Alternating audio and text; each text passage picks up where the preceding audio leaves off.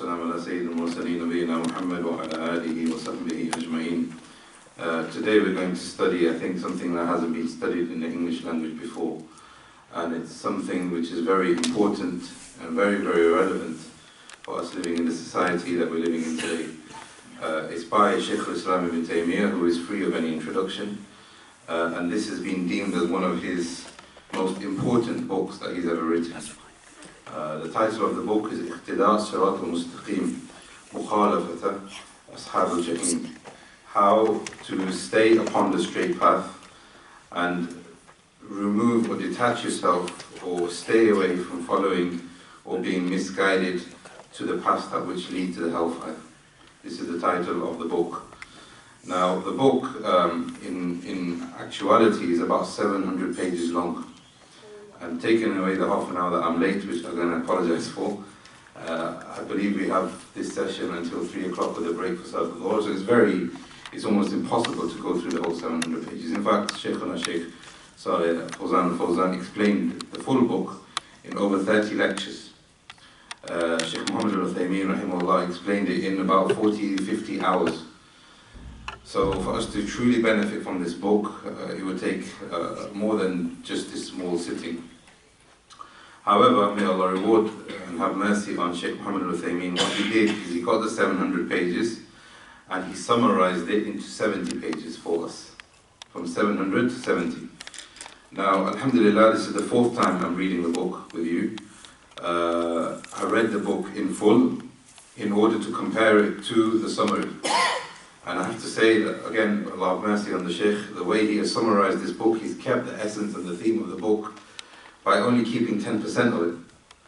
Obviously, you know, there's a lot more benefit if you have the full thing, because Shaykhul Islam, in his the hikmah that Allah has given him, it's strange to see how he can derive so many benefits from so little from the text and from the nusus of the Sharia. So the actual book itself has a lot more benefit, but the meaning is still here. And it's very, very relevant. So when Shaykh Abdul Nasser asked me for his opinion that we should, a book that we should cover within 4 hours, and he said it should be something which is relevant to the Muslims, and it should be something which is appropriate to the season that we're in right now when it comes to the festivals of the kuffar. And I couldn't think of a better book than this one. This book, in essence, is in 3 parts. The first part is the Shaykh talking about what is the path of misguidance. What is it? He defines it. And he focuses heavily on being misguided and imitating those people who are misguided. So this is the first part. The first section of the book is talking about what it means for you to be misguided and following them by imitating them. Then he goes on to talking about the hukam, what is the ruling of you imitating them. And this is the second part of the book. And then the third part of the book, he focuses on festivals. He focuses on the ayat of the kuffar. So these are the 3 parts of the book. And again, this is a book which enables us to know what the Sirat al-Mustaqim is and helps us to avoid imitating and falling into the path of the kuffar. So in the introduction, the Shaykh himself says, Shaykh Islam ibn Taymiyah says that the reason why he wrote this book is because he had always warned against imitating the kuffar. He always emphasized the importance of us following our own identity and following the hidayah that Allah has given to us. Because he describes it as كانت حياة قلبه وصحة الإيمان توجب استيقاظ بأسرع التنبيه. He says that for us to bring life to our hearts and to have our iman corrected, we need to pay attention to this. This is why he has authored this book. So he's saying that we have our own identity, we have our own hidayah in our aqeedah, in our fiqh, in our rituals, in our attitude, in our perspectives, in every walk of life. We don't need anything else. We have the hidayah. But unfortunately, when he started warning against following the way of those who are misguided, some people started to argue with him, Shaykh al-Islam, and they were saying maybe you're being too harsh, etc.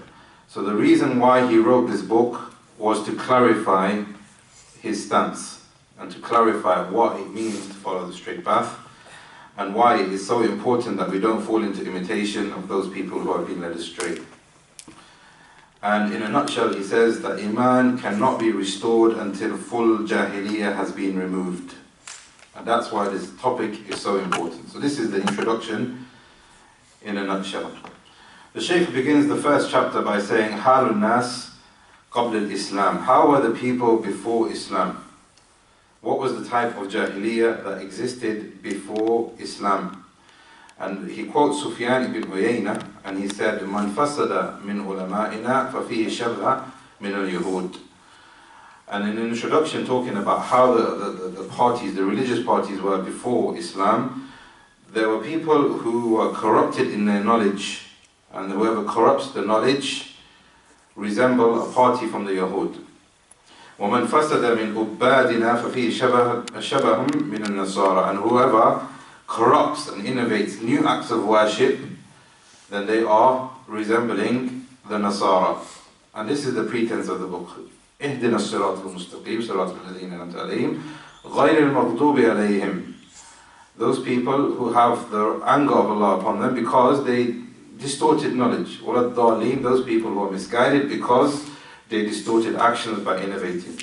So the Shaykh said that there will always be a party upon the Sirat al-Mustaqim. And he quotes the hadith of the Prophet ﷺ, لا تزال طائفة من أمتي. There will always be a party upon the haqq, ظاهرة على الحق, that you will know that they are upon the haqq, and the haqq will be made apparent. So he goes on to give examples of how was the hal of the people before the coming of Islam. He said one of the biggest things that these religious parties had is that they were jealous of each other. He said there was hasad in the religion. And Allah describes in Surah Baqarah, وَدَّ كَثِيرٌ مِنْ أَهْلِ الْكِتَابِ لَوْ يُرُدُّونَكُمْ مِنْ بَعْدِ إِيمَانِكُمْ كُفَّارٌ حَسَدًا مِنْ عِنْدِ أَنفُسِهِمْ. That they had jealousy for the hidayah of Allah. So if they saw somebody else that was guided, or somebody has more knowledge, or somebody has more piety, they would have jealousy towards that person. Islam came to cure this by saying that we should have good thoughts of one another. We should give shukr for ourselves being guided, and if you see the religion of Allah being apparent in other people more than in yourself, then you should be thankful to Allah, and you should give appreciation to Allah and cooperate rather than being jealous. The second characteristic that he gives is bukhl. He said that people were stingy when it came to their religion. They hid things on purpose. Allah talks about them again in Surah An-Nisa, الَّذِينَ يَبْخُلُونَ وَيَأْمُرُونَ النَّاسَ بِالْبُخْلِ وَيَكْتُمُونَ مَا آتَاهُمْ اللَّهُ مِنْ فَضْلِهِ. They hide what Allah has given them from the book.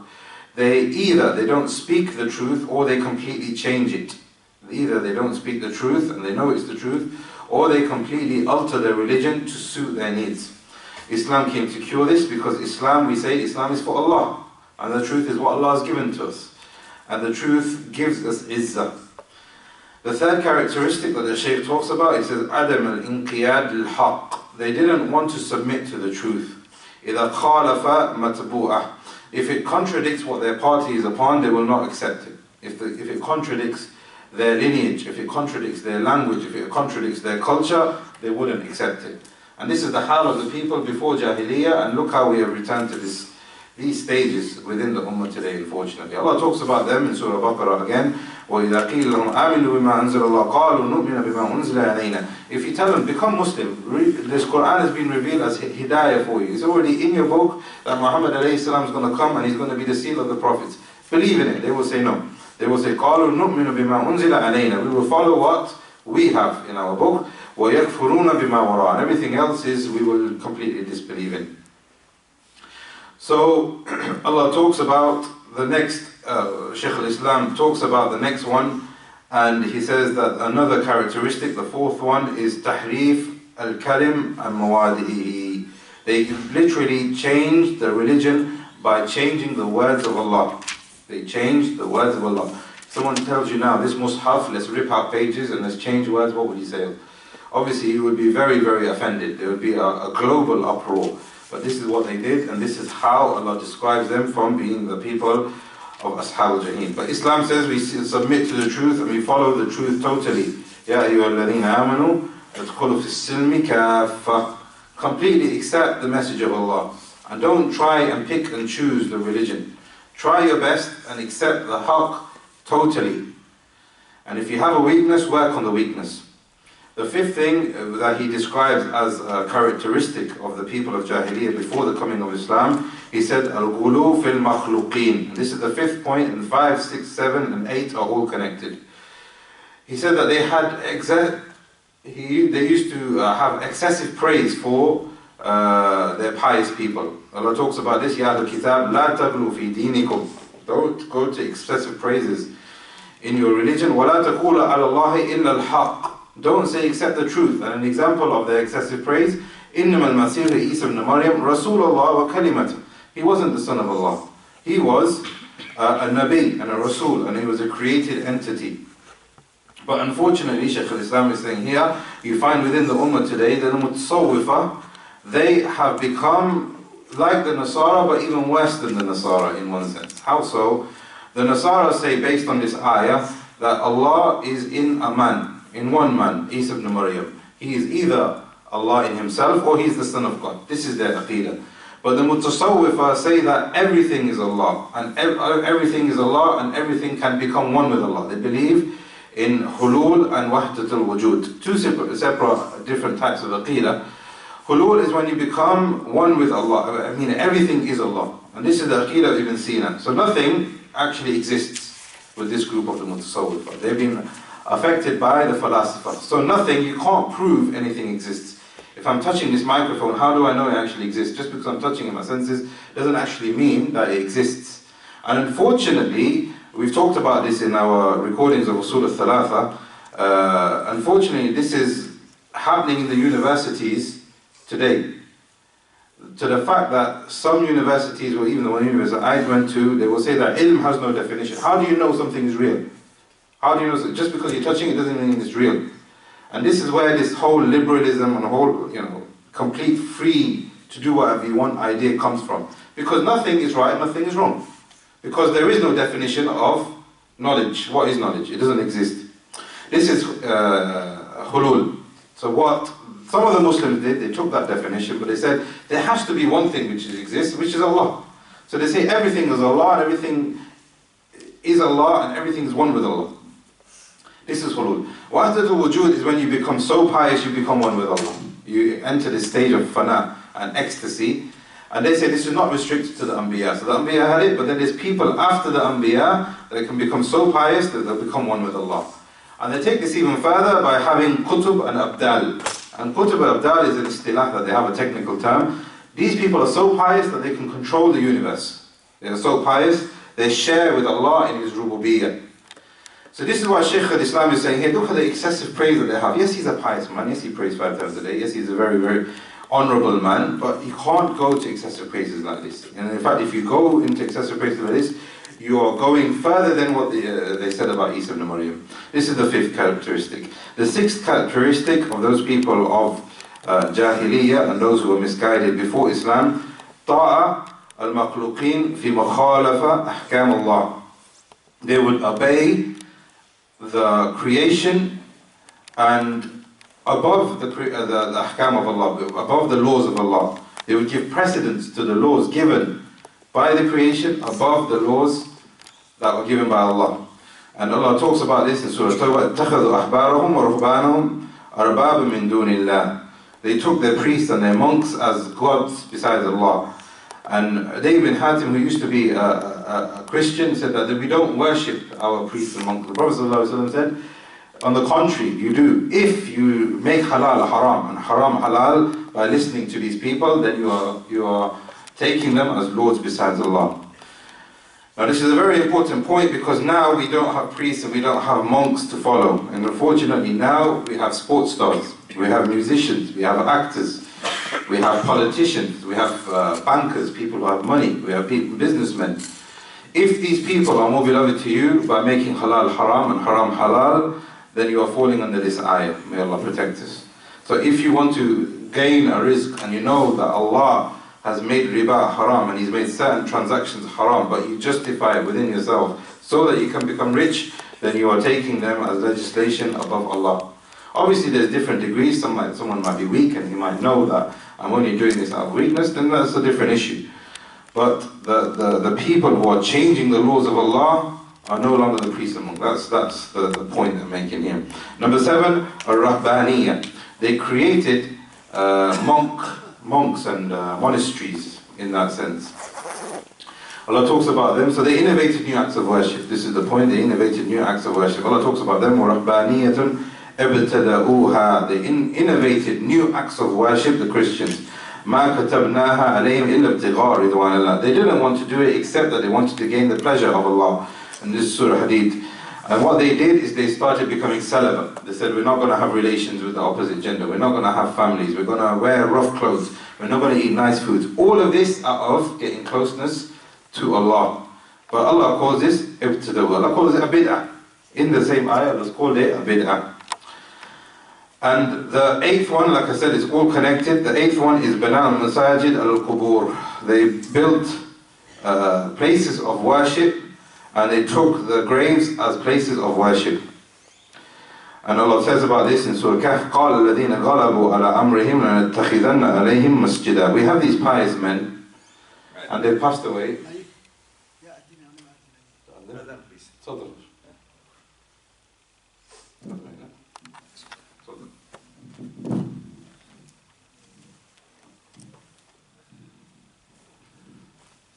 Allahu Akbar, Allahu Akbar. Allahu Akbar, Allahu Akbar. Ashhadu an la ilaha illallah. Ashhadu an la ilaha illallah. Ashhadu anna Muhammadan Rasulullah. أشهد أن محمدا رسول الله. حي على الصلاة. حي على الصلاة.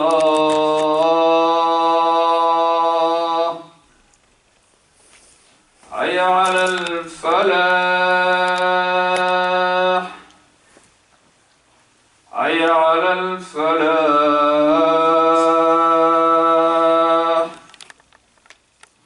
الله أكبر الله أكبر.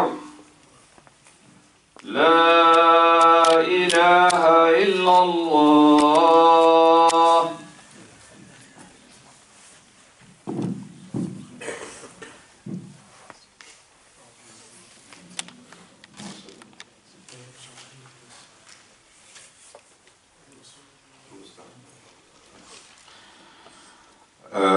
So the 8th one is that they built these places of worship upon their graves. Now, the point here is that these people, they were pious and Allah gave them a miracle. Allah preserved them in the cave.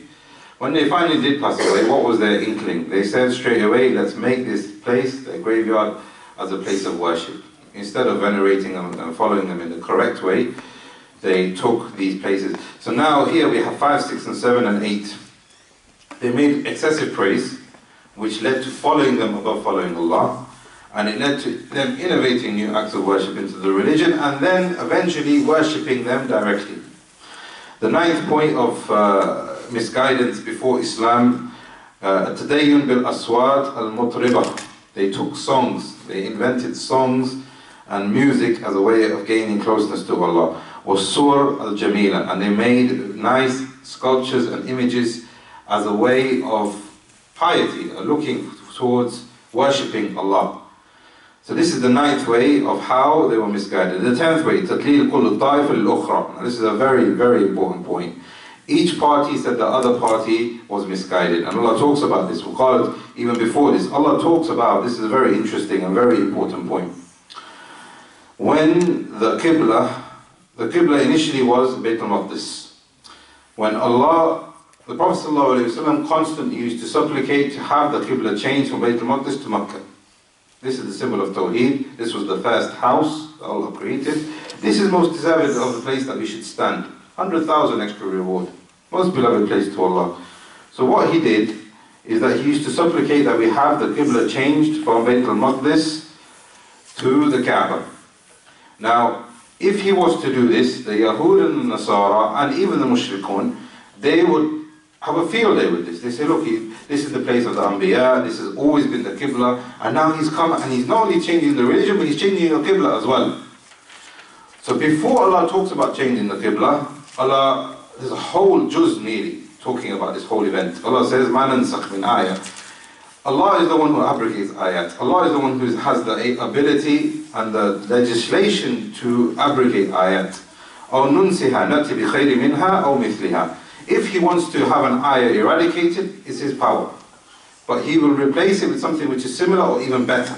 This is the beginning. Then it continues, and Allah talks about the sifa of these people. وَقَالَتِ الْيَهُودُ لَيْسَتِ النَّصَارَى عَلَى شَيْءٍ وَقَالَتِ النَّصَارَى لَيْسَتِ الْيَهُودُ عَلَى شَيْءٍ. But they are reciting the same book. وَهُمْ يَتْلُونَ الْكِتَابِ. They have the same book, the Old Testament, the New Testament. But this group is saying these guys are misguided, this group is saying this guy is misguided. Why? Because of this cultish behavior that they had amongst themselves. They could not accept that each party was misguided, from whatever avenue that they were misguided from.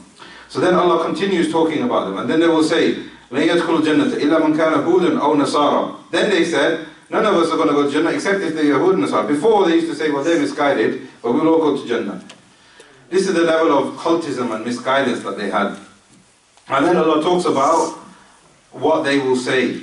Before Allah abrogates Bayt al-Maqdis as the Qibla and makes Makkah, Allah says, سَيَقُولُ السُّفَهَاءُ مِنَ النَّاسِ مَا وَلَّاهُمْ عَنْ قِبْلَتِهِمْ الَّتِي كَانُوا عَلَيْهَا. The foolish people from these groups will tell you, and they will mock you, and they will try and degrade your honor because you are going to change this Qibla. These are the 10 examples that the Shaykh gives, and in the Asl, the actual book, he gives plenty more, and he gives plenty more benefit. But he then goes on to say that Islam has come to soften our hearts towards the Haqq, and for us to have our own identity and to follow our own hidayah. And if there is no reason for us there exists no reason for us to sacrifice the hidayah that Allah has given to us in order to follow them. And then he goes on to talk about something which is very important, which is the importance of al-wala wal-bara, that we should have love for our religion and love for our own identity, and have hatred to whatever Allah hates and whatever is against what Allah teaches and what Allah is telling us to do. Now, this is an important point because some people take this al-wala and wal-bara and they take it really far and they go into extremes with it. And they say that everybody who is not a Muslim, we can treat them however we want. That is not the point of al-wala and wal-bara. Al-wala and wal-bara means that we have the haqq and we believe we have the haqq. So if you believe that you have the haqq, then if you sacrifice or water down the haqq, then you don't have full yaqeen in it. If you say 1 + 1 = 2, and then you want to change it and say actually 1 + 1 might equal 3, that actually means now that you don't have faith in the addition process. So now you are doubtful. Or you do know that 1 + 1 = 2, but you change it to 3. So now what you're doing is you are changing the haqq. And by changing the haqq, what you're doing is you're doing dhulm upon the whole process of the haqq. So 1 + 1 = 2. And this is a formula that's been well established. If you change it to = 3, what you're doing is you're making dhulm upon the whole formula and not accepting and promoting the haqq for what it is. So this is what al-wala basically means. Not that we treat people and are intolerant towards people, or we treat them with violence or foul conduct, but we believe in this is the haqq, and the situation that we're living in now, we open dialogue with them. We speak to them. We tell them that we believe that you're misguided because of X, Y, and Z. Another thing that Islam came to talk about is to weigh or to cut off all the ways towards dalala, towards misguidance. Islam has come and cut off all the ways towards misguidance. If we follow the religion truly, then we will not have the anger of Allah upon us, and we will be upon the correct path, al-sirat al-mustaqim. And the Shaykh says as well that the truth is one. The truth is one. So we don't need to split the truth into different parts. So we cannot say this group has this element of truth and this group has this element and we have an element. The truth is one and it cannot be divided. The truth is one and it cannot be divided. And if that is the case, then it must stand out. And we know the Prophet ﷺ has told us that this religion will remain truth upon the haqq, and there will be a party that will be upon the haqq. That shows that this religion is universal to every single time, to every single place. The truth will always be there. So what we need to do is to follow the truth for what it is. The next chapter, inshallah, if you can take it very quickly before the salah, are the reasons as to why the Shaykh says فصل في ذكر أدلة من الكتاب والسنة والإجماع على أمر المخالفة الكفار والنهي عن التشبه بهم, and to following them. Why is imitating them not allowed? And this is found in the kitab, in the sunnah and ijma' of the ulama, and why we are commanded to be different to them and not allowed to imitate them. The Shaykh says that there are many different reasons, and the book in its asl gives a lot more dalil and a lot more emphasis to the text. But here we're just going to round up with about 10 different reasons as to why following them is incorrect and haram at the very least, could fall into kufr, and why we should follow our own guidance and hold on to our own identity. The first one is that this is maslaha fi nafsi, that this is a guidance and a maslaha and a betterment for you. You follow the haqq, you follow the religion that Allah has given you because it's good for you. The second reason why imitating the kuffar and not holding on to your identity is that if we start following them, then we'll be leaving the way of the pious.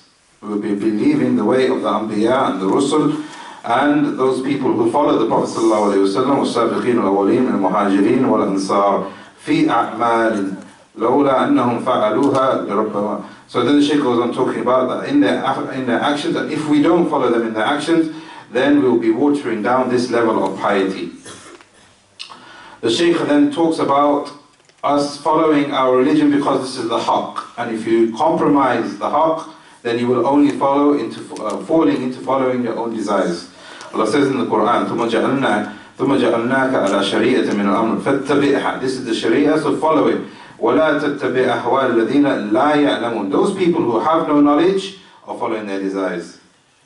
You may feel that they have technological advancements, they have moral advancements, etc. But if they are not following anything which is from the Sharia of Allah, then they are following something which has no ilm. And if they have no ilm, then they are only following their own desires. The Shaykh then says, then why would we want to follow them when they will, another reason, when they will become happy?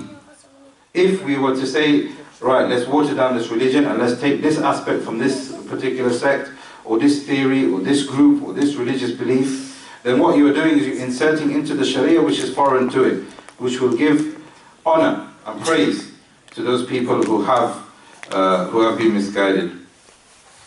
The Sharia itself is beneficial in 3 different ways. The actions, all of the actions in Sharia are beneficial in 3 different ways. Either it is beneficial for yourself and your connection with Allah, and the example of this is Salat al-Siyam, or it is beneficial communally. It is beneficial for us all. So when we help one another, when we pray in congregation, when we assist one another, or some of these actions have both. So it is beneficial for yourself and it's beneficial for your whole environment and the surroundings. This is the barakah of the Sharia of Allah. The Shaykh says another reason is that when you start leaving the Sharia and you're leaving the religion, then you leave the aql that Allah has given to us from the hidayah. That you leave the aql. And then what happens is that you start becoming very shallow in your desires and in your wants. How many people are happy with having a very nice car, but they are not happy with the transport of Jannah? How many people are happy with the nice clothes of the dunya and the women of the dunya for something which will last maybe, even if you buy a new car, how long does the novelty last? Maybe 6 months until the next plate comes out, or when the insides don't smell so nice anymore. Shallow. People become qaswa wa dhulma al-qalb wal-jahl. This is what the Shaykh describes it as. And he says, تجد غالب هؤلاء لا يطيبون عيشهم إلا بما يزيل عقولهم. Their life is dependent upon what their desires dictate, but their desires has no knowledge and no benefit behind it. So they are chasing a carrot, and the carrot is rotten. And they think that this carrot is going to, give them some kind of sustenance, but it's nothing really. So their desires become shallow. Their religion becomes shallow. Another reason the Shaykh says that fasad al-deen, when you start following and imitating those people who are misguided, then you will follow and you will include within your sharia i'tiqad al-batil. Then you will have desires and you will have aqeedah which is completely corrupt and false. This is the first thing. The second thing about fasad al-deen is that it entails innovation, and you will include in it bid'ah. And then the third thing, when you start corrupting your religion, is يقع بالعمل بمخالفة الاعتقاد الحق كفسق الأعمال ونحوها. Then you will start doing actions which will lead to sin and lewdness.